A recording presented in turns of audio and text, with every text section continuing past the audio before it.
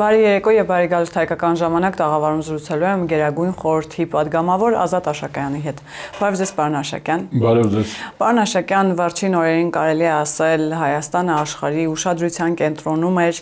այստեղ էին աշխարհի աչքերը, ԶԼՄ-ները, ականջները եւ հետեւում էին թե ինչ է տեղի ունենում։ Ընդհանուր առմամբ վերջին օրերին շատ է հնչում նաեւ այն հարցը, թե այնուամենայնիվ որքան էլ որ 50 երկրների ղեկավարներ էին Հայաստանում ամենատարբեր ձևաչափերով գագաթնաժողովներ անցկացվեցին, ինչ տվեց դա Հայաստանին վերջնարդյունքում։ Ինքնավստահություն, եթե մի բառով ասենք, ինքնավստահություն եւ մի կարևոր հոգեբանական բեկում տեղի ունեցավ։ Մենք շատ վաղուց հայտնի էինք որպես Եվրոպասեր հելենիստ ենք եղել, ովքեր խորենացին դրա մասին լուրջ գրել է։ Ու մի տեսակ այն կողմից այդ փոխադարձությունը լավ չէր զգացվում, որ մեր սերը միակողմանի է կարծես թե, ու հիմա մեզ համոզեցին բավական լուրջ, որ Եվրոպան էլ մեզ է սիրում։ Այդ դուք ասացիք աչքերը Եվրոպայի բերանն այստեղ էր, չէ, սիրտն էլ էր այստեղ։ Այդ դա է կարևորը, որ մենք իմացանք, որ ավելորդ էր դա իմանալ, մենք իմացանք, որ Եվրոպան ոչ միայն հեռվից է սիրում, այլ նաև շահագրգռված է եւ չի թաքցնում իր սերը։ Այդ դա էր կարևորը անթաքույց, այսինքն ցուցադրություն տեղի ունեցավ, սա ընդհանրապես ցուցադրական բան էր, կարելի էր դա թղթերով անել, նամակներով կամ հեռախոսազանգերով, ինչպես տեսախցիկներով, բանավար, հեռավար, կարելի էր սիրել հեռվից էլ ինչ կա որ հիմա, բայց ցուցադրության խնդիր կար, ու ես կարծում եմ, որ ցուցադրման օբյեկտը հասցեատերը ոչ միայն մենք էինք։ Իսկ ով էր։ Նաև այն մարդիկ, ովքեր ասում էին Հայաստանը ոչ մեկին պետք չէ կամ Հայաստանը գնալու տեղ չունի։ Այո, ես կարծում եմ դա նրանց էր ուղղված։ Այս հասցեատերը միայն Ռուսաստանը չի։ Հիմա մենք գիտենք նաև թուրքական աշխարհ կոչվածը կա ղփչակները եւ օղուզները համերաշխորեն մեզ դեմ էին։ Օրինակ պատերազմի ժամանակ նրանք միասին էին։ Այդ երրյակը ղփչակները, օղուզները եւ Ռուսաստանը միասին զավթեցին Արցախը։ Այն մենք գիտենք, օրինակ նրանց էր ուղղված։ Այսինքն նրանց վտարեցին այստեղից։ Այդ դա է տեղի ունեցել։ Ես որ ասում եմ այդ սենտիմենտալ բանը սիրո մասին, դա հեգնում եմ իրականում։ Պարզվեց, որ հայ ժողովրդի շահերը, իրենս հայկական պետության շահերը համընկնում են Եվրոպայի եւ քաղաքակիրթ աշխարհի, դա միայն Եվրոպան չէր, Կանադան Եվրոպա չի։ Ուրեմն մեր շահերը համընկան աշխարհի առաջադեմ երկրների, ժողովրդական երկրների շահերի հետ, ու դա իցույց աշխարհի եւ իցույց հակառակորդի ես կարծում եմ, որ շատ կարևոր բան տեղի ունեցավ, հոգեբանականը մենք կարող ենք ասել որպես ածանցյալ երևույթ։ Հա, իմիջիայլոց մենք ինքնավստահ դարձանք, մենք իմացանք, որ մենք մենակ չենք, շատ ժլատ, շատ հաշվենկատ եվրոպացիները նույնիսկ համաձայն էին, ակնհայտորեն հայտարարեցին, որ պատրաստ են մեզ հետ կիսել իրենց ունեցվածքից, ինչ որ բան մեզ հատկացնել, նվիրել։ Դա էլ է հետաքրքիր, բայց կարծում եմ, որ այս ամբողջ ներկայացման հասցեատերը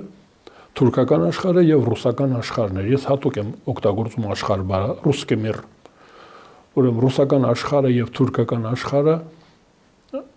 տեսան, որ կուդադյենիմսը, որ մենք ունենք բարեկամներ, մենք լքված չենք, մենք ընկերներ ունենք, ու նրանք մեզ հետ հիմա ավելի պատասխանատու վարքագիծ կունենան։ Եվ քանի որ նաև Ֆրանսիայի նախագահ Էմանուել Մակրոնն էր պետական այցով այստեղ, պարոն Աշակյան, մենք տեսանք Մակրոնին տարբեր ձևաչափերում Երևանյան երկխոսության ժամանակ էլ իդեպ Մակրոնը ելույթ ունեցավ, բայց հատկանշական էր, որ վարչապետ Նիկոլ Փաշինյանը եւ Էմանուել Մակրոնը երեք ստորագրեցին նաև ռազմավարական գործընկերության մասին համատեղ հռչակագիր։ Քիչ չեն շահարկումները նաև Երևանից հետո, թե ինչ է տալու այդ հռչակագիրը վերջին տարիներին շատ ենք տեսնում տարբեր Եվրամիության անդամ երկրների հետ նման հռչակագրեր, որոնք գետնի վրա իրականության մեջ կարծես թե բան չեն փոխում։ Ըստ ձեզ ինչ է փոխելու Ֆրանսիայի հետ ռազմավարական գործընկերության հռչակագիրը, եւ քանի որ ռազմավարական գործընկերությունը հաճախ հասկանում են նաև ռազմական համագործակցություն, այստեղ ռազմական համագործակցության մասին էլ խոսք կա, թե չէ։ Կար, առանձին կար, դա լավ կամ վատ հասկացողների համար էր դա հատուկ։ Ընդհանրապես այդպիսի բաները արվում են գաղտնի։ Դրանք գաղտնիության գրիֆով են գնում։ Պետք չի դրանք ցուցադրել, բայց քանի որ կար նաև հոգեբանական խնդիրը, ուրեմն նախ ինֆլյացիա կոչված արժեզրկում գնաց ռազմավարության, որտեղ մենք գիտենք ռազմավարությունը դա նշանակում է որոշակի, ասենք, կոշիկի չափ, օրինակ բատինկա են ասում, սապոկ են ասում, չէ, ռազմավարություն դա նշանակում է, որ ռազմական բազան այստեղ է, կամ ասենք Լենինն ու Ստալինը ձեռի տված, Տրոցկին իրաց հետ, պատմական բան եմ անում, այսինքն ռազմավարություն հենց որ մենք հասկանում ենք, նշանակում է Կարմիր բանակը կգա Աթաթուրքի հետ, ռուսական Շաշկին եւ թուրքական Յաթաղանը, դա նշանակում է ռազմավարություն։ Այդ իմաստով արժեզրկեցին նախկինում գոյություն ունեցող ռազմավարությունները, չկա այլևս ռազմավարություն։ Այո, ովքեր որ պետք է ասեն, որ մենք դեռ ռազմավարական բազմադարյան, իմիջիայլոց բազում չի, 2 դար է ընդամենը։ 2 դար է։ Եթե վերադառնանք Հայաստան-Ֆրանսիա։ Վերադառնանք Հայաստան, ռազմավարական դաշնակցություն, դաշինք հարաբերություններ, դա նշանակում է, որ չկան փակ սահմաններ բոլոր տեսակի համագործակցությունների համար։ Եթե անհրաժեշտ է եթե անհրաժեշտ է ուրեմն ռազմական աջակցություն կլինի, եթե անհրաժեշտ է ֆինանսական աջակցություն կլինի, եթե անհրաժեշտ է տեխնոլոգիաներ կլինեն, եթե անհրաժեշտ է գաղափարներ։ Այսինքն դա էր նշանակում, որ փակ սահմանափակում չկա մեր համագործակցության մեջ։ Ուզում եք այլ բան ասենք, ես ասում եմ, միայն ավանդությունը արժեզրկելու համար գաղութատիրությունը արժեզրկելու համար, ապա գաղութացման մասին փաստաթուղթեր դա տարօրինակ է, չէ՞։ Ընդհանրապես ռազմավարական դաշինք նշանակում է կապվածություն հատուկ տեսակի, բայց դա նաև նշանակում է, որ ազատություն այլ նախկինում գոյություն ունեցած կապանքներից։ Ես կարծում եմ, որ ապա գաղութացման մասին մենք փաստաթուղթ ստորագրեցինք։ Մենք այլևս կախված չենք մի ռազմավարական գործընկերոջից։ Մենք ունենք ռազմավարական այլ գործընկերներ ու ես կարծում եմ, որ այդ իմաստով մենք շատ կշահենք, որովհետև մեր ռազմավարական գործընկերը Եվրոպայում շահագրգռված է ու դա ցուցադրում է հայկականության աջակցությունով տարօրինակ է, այսինքն մեր կարևորությունը արձանագրվեց։ Մակրոնի այդ ճանապարհորդությունը բազմաթիվ խնդիրներ կան այսօր Եվրոպայում եւ հատկապես Ֆրանսիայում։ Այսինքն նախագահը այդ երկրի շատ ծանրաբեռնված պետք է լուծեր իր երկրի խնդիրները։ Նշանակում է այս խնդիրը, որը որ Հայաստանն է լուծում, հայ ժողովուրդն է լուծում, առաջնային էր, կարևոր էր։ Այդ կարևորությունը ընդգծվեց մեր երկրի եւ մեր ժողովրդի ֆրանսիահայության, ես ժողովուրդը հատուկ եմ նշում, ուրեմն դա իսկապես ռազմավարություն է։ Պարոն Աշակյան, բայց քիչ չեն համաձայնվեք, որ այն սկեպտիկ մոտեցումները եւ նաեւ գնահատականները, տեսակետները, որ այնուամենայնիվ Հայաստանը շարունակում է մնալ դե յուրե գոնե ՀԱՊԿ անդամ, ԵԱՏՄ անդամ, այս պարագայում շատերը հակադրում են օրինակ այս ռազմավարական գործընկերությունները ՀԱՊԿ անդամ լինելուն, ԵԱՏՄ անդամ լինելուն։ Դուք այստեղ խնդիր տեսնում եք կամ անգամ միջև ռազմավարական գործընկերության մասին փաստաթուղթ ստորագրել, ասում են հնարավոր չէ, որովհետեւ Հայաստանը շարունակում է մնալ ԵԱՏՄ անդամ, ՀԱՊԿ անդամ։ Հիմա ինչպես ստացվեց։ Գիտեք, ֆորմալ առումով, այ ձևի տեսակետից ես ինքս դա հարմար առիթով միշտ ասում եմ, հարկավոր է շիտակ լինել, հարկավոր է ինչ որ պետք չի դեն նետել, ինչը որ պետք չի, առավել ևս եթե խանգարող բան կա, հարկավոր է չեզոքացնել խանգարող հանգամանքները, հապ կոչվածը, Եվրազիական միությունը, Մաքսային միությունը, դրանք խանգարող հանգամանքներ են, դրանք ոչ միայն պետք չեն, անպետք բան են, այլ խանգարում են մեր երկրի անվտանգությանն են խանգարում, վտանգավոր է դառնում մեր երկիրը, վտանգվում է մեր երկիրը, աղքատանում է մեր երկիրը, սահմանափակված է մեր ազատությունը, տնտեսական գործունեության ազատությունը, քաղաքական գործունեության ազատությունը, այսինքն դրանից հարկավոր է ազատվել։ Ես որպես թոշակառու քաղաքական, հիմա մի քիչ չէ, բայց հարմարվել է այդ կարգավիճակին բավական երկար ժամանակ, անպատասխանատու քաղաքական գործիչ, անպատասխանատուն չակերտների մեջ չեմ վերցնում, հաշվետվություն չեմ տալիս պետությանը, հասարակությանը, այդ իմաստով անպատասխանատու։ Ուրեմն ես հայտարարում եմ, ասում կտրել է պետք, անպետք բաները եւ վնասակար բաները պետք է դեն շպրտել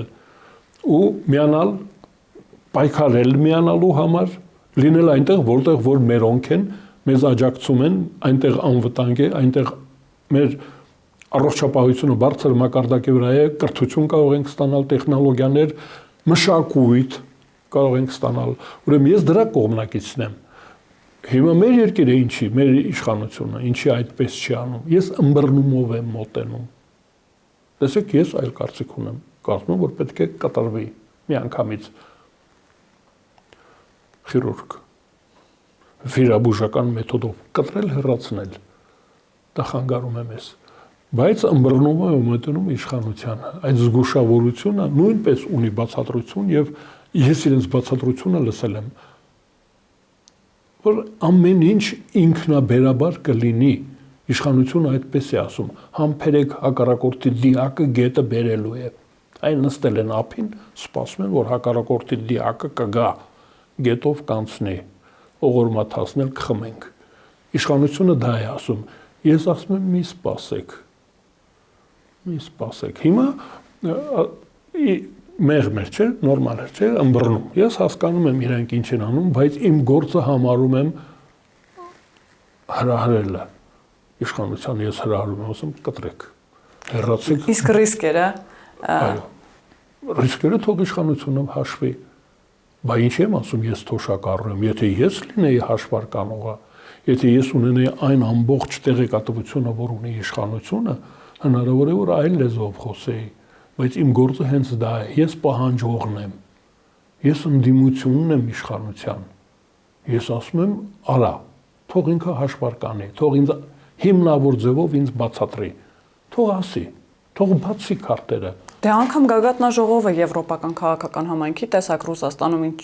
բուրըն ընդունվեց, ամենատարբեր հայտարարություններ լսեցինք, ընդ որում պետական պաշտոնյաներից պետական պաշտոնյային ոչ հարիշ, այսպես լեզվամտածողությամբ եւ արտահայտություններով, բայց ամենատարօրինակը Մարգարիտա Սիմոնյանի հայտարարությունն էր, որտեղ այստեղ Մարգարիտա Սիմոնյանը ըստ էության ասում էր, որ շուտով մենք պիտի հասկանանք, թե ինչպես վարվել անշնորհակալ Հայաստանի հետ, մոտավորապես, եթե փորձեմ մեջ բերել, եւ հասկանանք, թե ինչպես պիտի պաշտպանենք Հայաստանում գտնվող մեր քաղաքացիների իրավունքները։ Տողատակում այնուամենայնիվ սպառնալիք կար։ Այո, իհարկե սպառնալիք կար, բայց նա պետք է համարժեք պատասխան տրվի ձեր միջոցով։ Ինքը քարոզիչ է։ Քարոզչական մեր ուժերը թող հակահարվածը տան հայոյեն դավաճան հայտարարեն, որովհետև դրա կարիքը չկար Մարգարիտա Սիմոնյանի կամ ըստ ցուցակի ծագումով հայկական ծագումով ըստ ցուցակի դրանց այդպես դիմելու կարիքը չկա, Ռուսաստանը դրա կարիքը չի զգում, սրանք այլ բան արեցին, որը կոչվում է ուրացում, այ Մարգարիտա Սիմոնյանը ուրացման ակցիա արեց, ինքը ուրացավ իր ծագումը, վերնապոդնիության ակցիա արեց, նրանց ասեց, որ ես հայ չեմ, ես հայերին դեմ եմ, ես հայկական պետության զարգացմանը դեմ եմ, ընդհանրապես որպես ուրացող, որպես դավաճան, ռուսները հետևություններ կանեն։ Եթե դու քոնոնց ուրանում ու դավաճանում ես, բա մենք ով ենք քո համար։ Դե պատկերացնեք ինչ է ստացվում։ Ուրեմն ես կարծում եմ, որ մի հոգի պետք է խոսի։ Ռուսաստանում մի հոգի ձայնի իրավունք ունի։ Մի հոգի է։ Պետությունը այնտեղ այնպես է սարքված, որ ցարը պետք է խոսի, գենսեկը պետք է խոսի, պետք է խոսի նախագահը։ Նախագահը սրանից մի տարի առաջ արդեն Հայաստանից հրաժարվել էր, հանձնել են Հայաստանը։ 1921 թվականին նրանք Հայաստանը հանձնեցին Արաքսից այն կողմ Նագորնի Ղարաբաղը եւ Նախճավանը հանձնեցին։ Հիմա այս անգամ արդեն օգոստոսի 8-ի պայմանագրով Վաշինգտոնում վերցրեցին ցարից վերցրեցին Արմյանսկայա օբլաստ, այս Արմեսսր-ը, Մաքսային միության Արմենիան, դրանից վերցրեց խլել են իրենից, այդ մի հոգին ծպտուն չի հանում, որովհետև ինքը հանձնել է ցուցադրաբար ասեց շնորհավորում եմ Ձյաձյասեմ, անունը Դոնալդ է իմիջիալից, բայց իրանք դեռ Ձյաձյասեմ են ասում։ Ձյաձյասեմին հանձնեց օգոստոսի 8-ի առիթով շնորհավորեց, այսինքն նա պետք է ասեր ես դեմ եմ Ֆրանսիային, ես դեմ եմ Բրիտանիային, թող նա ասի, ով որ դրա իրավունք ունի, նա չի ասում։ Դե ասում են, որ Եվրոպան կործանման է տանում նաև Հայաստանի Հանրապետությանը, նույն Զելենսկի Պուտինն է ասում։ Պուտինը չէ, բայց այնուամենայնիվ ինձ Պուտինն է հետաքրքրում։ Պուտինը ասում է, թե չէ, եթե ասում է, թող մեզ չասի, ռուսերեն չասի, ֆրանսերեն կամ անգլերեն ասի։ Առնվազն գերմաներեն գիտի, թող գերմաներեն ասի, մենք դեմ ենք Գերմանիային, մենք դեմ ենք Բեթհովենին։ Կալինկան նվագեք, Կալինկանը չէ իրանց գիմնը։ Դե բալալայկայով թող գային։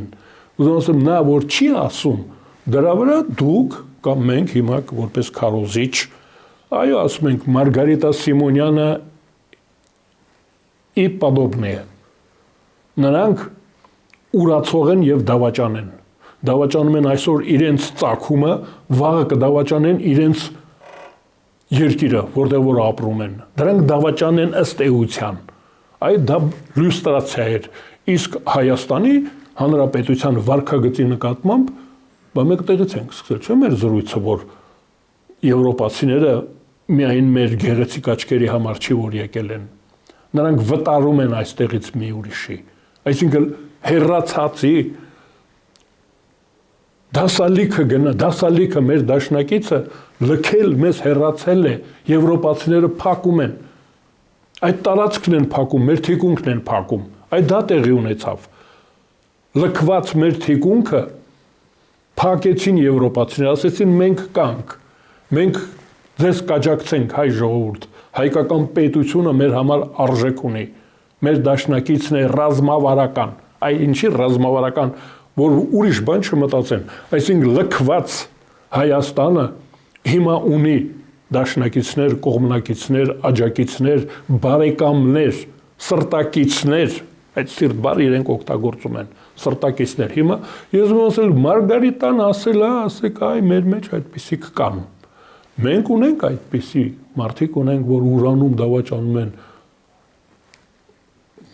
չեն համբերում, նույնիսկ չեն համբերում։ Հիմա ես կարծում եմ, որ հարկավոր է արագ տեմպով առաջ գնալ այս ուղղությամբ։ Իսկ Մակրոնի այդ հայտարարությունը, որի համար Մակրոնը առնվազն ներհայաստանյան դաշտում ընդդիմադիր շրջանակների կողմից թիրախավորվել է արդեն քանի օր է, որ 2018 թվականին նման մեծ եվրոպական կամ քաղաքական համայնք չէր գա Հայաստան, որովհետև Հայաստանը դե ֆակտո ընկալվում էր մեկ այլ երկրի արբանյակ, ընդհանուր առմամբ ինչպես է գնահատում այդ հայտարարությունը, ինչ միտում ուներ դա եւ արդյոք ընկալումը Հայաստանի հանդեպ փոխվել է, քանի որ ասաց, որ 18 թվականին իրականություն փոխվեց եւ հիմա այսքան երկրների ղեկավարներ այստեղ են, այսինքն Հայաստանը ըստ էության արդեն չի ընկալվում որևէ այլ երկրի արբանյակ եւ ինչու է թիրախավորվել այդ հայտարարության համար Մակրոնը, ինչ է կարծում։ Բնական է, ցավ են զգում։ Մենք ցավացրել ենք, հաճելի է դա։ Ցավացրել ենք նրանց։ Ուրեմն մեր շարունակությունը, մեր խոսքերը պետք է շարունակենք։ 18 թվականը մենք ասում ենք թափշյա, լալալա, մաքուր, առանց բռնության, հեղափոխություն։ Ես կարծում եմ պետք է լինի ազգային ազատագրական շարժում։ Հայաստանը ազատեցինք զավթիչներից։ 2018 թվականը հավասարազոր է 90 թվականին, 1990 թվականին, 1918 թվականին ազատագրական շարժում էր դա, ձևակերպումները մի քիչ խոպոպիկներ ունեին։ Դե ես դրանում մեղադրում եմ մեր իշխանության, ասում եմ, որ շատ եք ըմբռնումով մոտենում մեր հակառակորդի ցավերին, անդադ ուզում են մեղմ, քիչ ցավացնեն, ցավազրկելով են, ցավազրկիչով այդ 18 թվականի հեղափոխությունը դա ցավազրկիչով ազգային ազատագրական շարժում էր։ Էլի վիրաբուժություն էր, բայց նախորդ անզգայացրել էին հակառակորդին։ Ես կարծում եմ, որ ումից որ մենք ազատվեցինք, ում լծից որ մենք ազատվեցինք, նրանք պայքարում են, նրանք կորցնում են այդ հակակոռուպցիոն ծրագիրը որ կա, չէ, դա նույնպես զավթիչներից ազատելն է մեր տնտեսությունը, մեր արդարադատությունը ազատել զավթիչներից։ Հիմա դուք որ ասում եք որոշ ուժեր, պետք է ասենք զավթիչները, ովքեր որ զավթել են Հայաստանը, զավթել էին Հայաստանը, նրանցից մենք հետ ենք վերցնում, մենք խլում ենք, մենք ազատագրում ենք մեր տարածքները, արդարադատությունը ազատագրում ենք, տնտեսությունը ազատագրում ենք, ցավ են զգում, այդ ճորտատերերը ցավ են զգում, ունեզրկվում են, ճորտերից զրկվում են, իրավունքներից, արտոնյալ իրավունքներից զրկվում են։ Բա Մակրոնին իհարկե, Մակրոնը խորհրդանշում է Եվրոմիությունը, հետո Մակրոնը ուղղակի իրենց նաև հասկանալի լեզվով, շարժուձևով, երգով, էլ ինչ ալեր մարդը, ասեց, որ դուք հեռանում եք, մենք ձեզ վտարում ենք, ձեզ վռնդում ենք, ես ասում եմ, ձեզ պատժելու ենք դեռ, այսօր ես դա պահանջում եմ, ասում եմ, պատժեք դրանց, լուստրացիա արեք, հակակոռուպցիոն ծրագիրը արագացրեք, պատժեք, զավթիչներին հարկավոր է պատժել, տերորիստներին, մարտի 1 կազմակերպողներին, հոկտեմբերի 27 կազմակերպողներին, գույքը պարտքի դիմաց հանձնողներին, մեր մշակույթը զսպողներին, դրանց հարկավոր է պատժել հայկականության դեմ, հայ ժողովրդի դեմ, Հայաստանի տնտեսության անվտանգության, ինքնության դեմ, կռվողներին հարկավոր է պատժել, իրենց հասկանալի ձևերով եւ սաստկությամբ։ Ես կարծում եմ, որ լավ է, ուրեմն ցավացել է, ուրեմն մենք հաղթել ենք, ուրեմն ստացվել է դա, այդ վայնասունը ինձ հաճելի է, դա երաժշտություն է,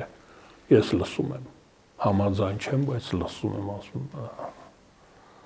Պարոն Աշտակյան, տեսեք, երեկվանից նաև որոշ ընդդիմադիր շրջանակներ են, որում ներհայաստանյան ուղիղ կոչ են անում Ռուսաստանին, ասում են, հորդորում ենք, որ Ռուսաստանը թանկացնի գազի գինը, արգելի գյուղմթերքի մուտքը,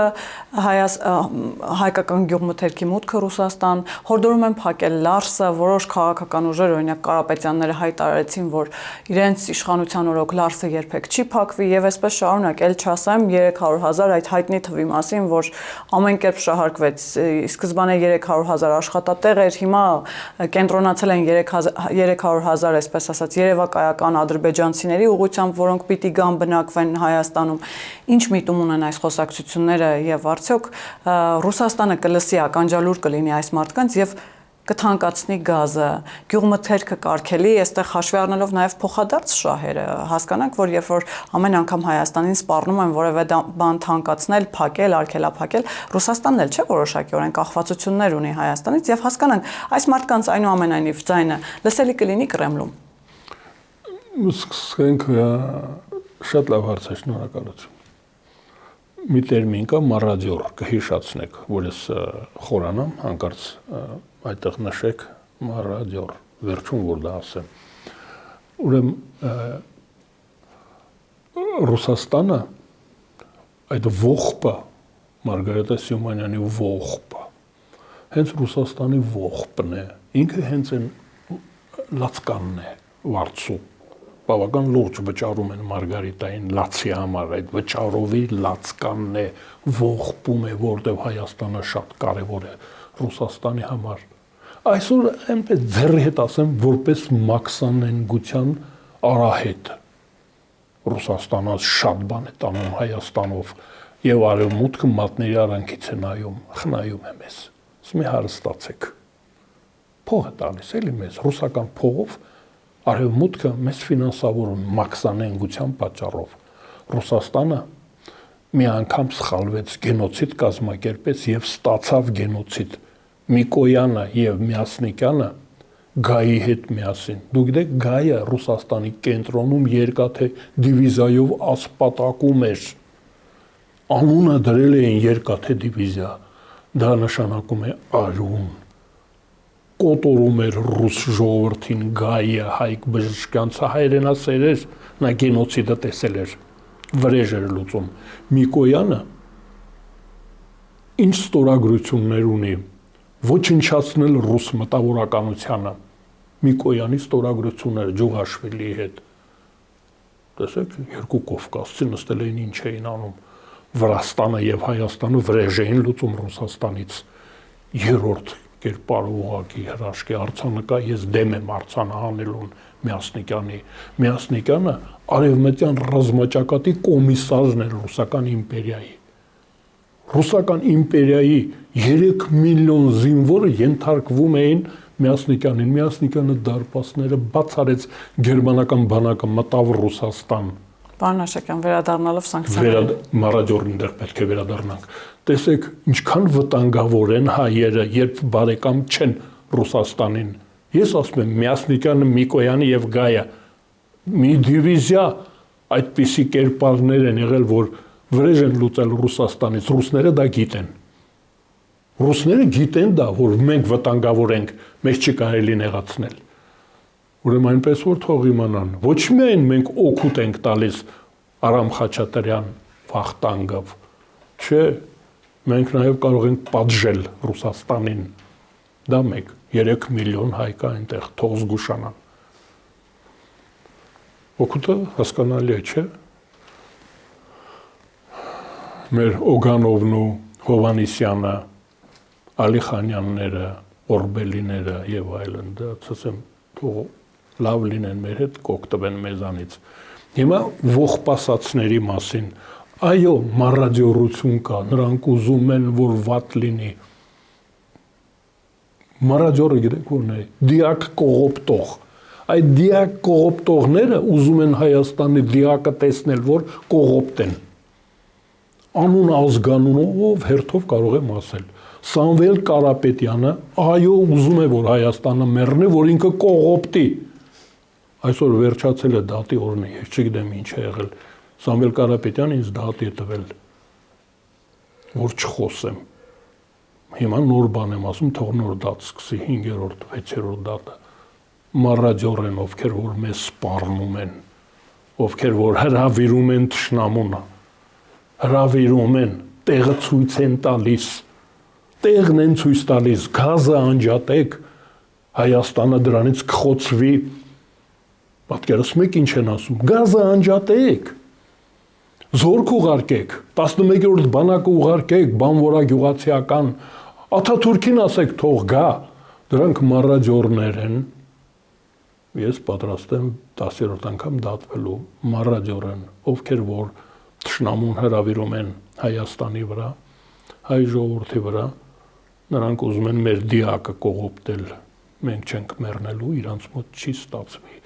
ավելի շատ իրանք կզոհվեն։ Եվ ինչի մասին են այս ընտրությունները, ինչ երկընտրանք է լինելու, ինչի միջև են ընտրելու, պարոն Աշակյան, գիտեք, որ հաճախ է առաջարկվում երկընտրանք, հիմա խոսվում է օրինակ պատերազմի եւ խաղաղության մասին, ըստ ձեզ ինչի մասին է այս ընտրությունները հունիսին սպասվող։ Հենց պատերազմի եւ խաղաղության մասին է, աղքատության եւ հարստության մասին է, ճորտության եւ ազատության մասին է, սև ու սպիտակ է, զեբր։ Տեսել եք զեբր, այդ են սև եւ սպիտակ։ Ազատություն եւ անազատություն։ Դրա մասին է։ Ճորտություն եք ուզում, թե ազատություն եք ուզում։ Կրթություն եք ուզում, թե տգիտություն եք ուզում։ Բա չեք տեսնում դրանց լեզուն։ արհեստական բանականությունն էլ չի կարողանում։ Այդ հսկայական ինտելեկտը արհեստական չի կարողանում բերանը լեզու դնի։ Հենց հիմա մենք պատվիրենք մի 1000 բան մեզ ծրագիր կառաջարկեն։ Մարդիկ չեն կարողանում նույնիսկ դրանից օգտվել։ Ուրեմն թե գիտություն եք ուզում, թե գիտություն եք ուզում։ Այ մենք դա ենք ասում, ժողովրդավարություն թե բռնություն։ Ընտրությունը դրա մեջ է։ Նա ենք ընտրելու թե նա։ Ես կոչ եմ անում ընտրել ազատությունը, ժողովրդավարությունը, հայրենիքը, արժանապատվությունը, դուրս շպրտել դրանց մարադյորներին, դուրս շպրտել քաղաքականությունից, եթե պետք լինի նաև Հայաստանից արտաքսել, թող գնան իրենց հայրենիքում նրանց ծառայեն։ Շնորհակալ եմ, պարոն Աշակյան։ Շնորհակալություն հրավերի համար։ Հիշեցնեմ, որ զրուցակիցս Գերագույն խորհրդի պատգամավոր Ազատ Աշակյանն էր, կհանդիպենք։